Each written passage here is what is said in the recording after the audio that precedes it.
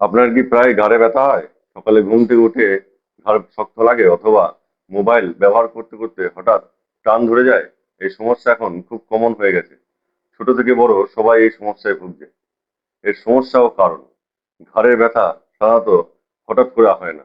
এটা আমাদের প্রতিদিনের কিছু খারাপ অভ্যাসের ফল।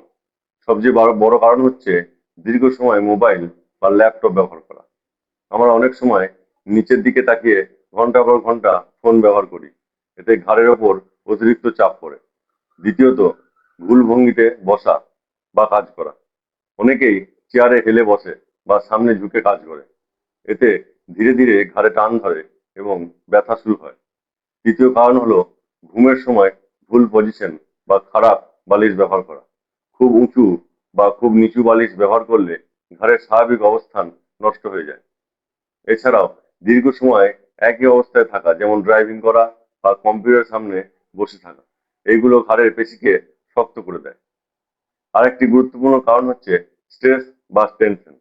মানসিক চাপ থাকলে আমাদের ঘাড় ও কাঁধের পেশি শক্ত হয়ে যায়, যার ফলে ব্যথা বাড়ে। এইসব কারণগুলো মিলিয়ে ধীরে ধীরে ঘাড়ের সমস্যা তৈরি করে।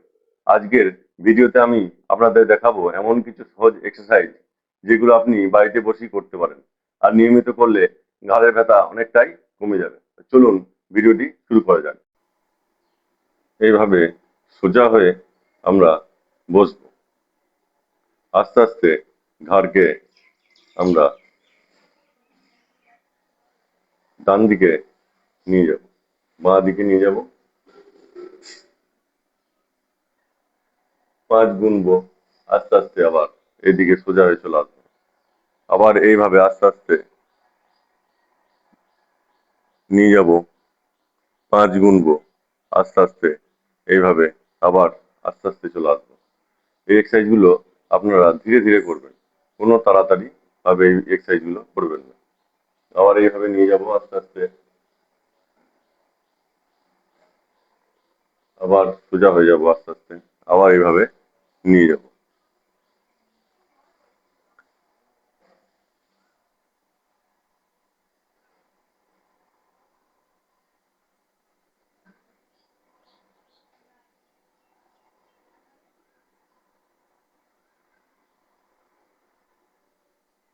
এইভাবে এই নেক টিল্ট এক্সারসাইজটি আমরা 5 বার করে করব।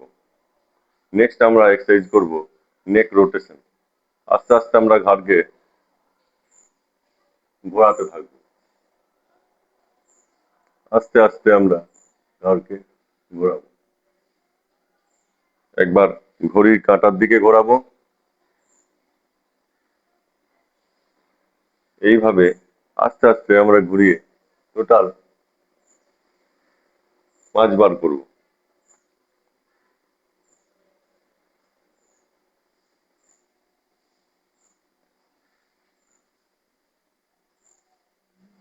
আবার উল্টো দিকে আমরা আস্তে আস্তে ঘোরাবো।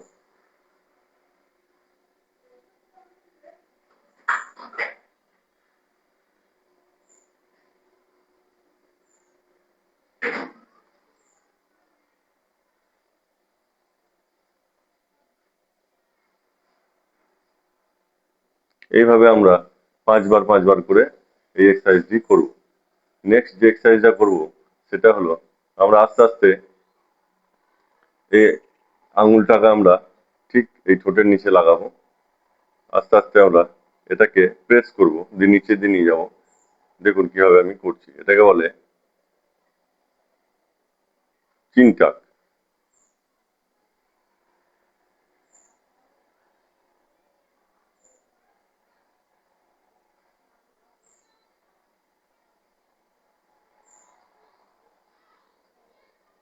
এটা যদি আমি আস্তে আস্তে এইদিকে দেখাই, তাহলে আরো স্পষ্ট ভাবে আপনারা বুঝতে পারবেন।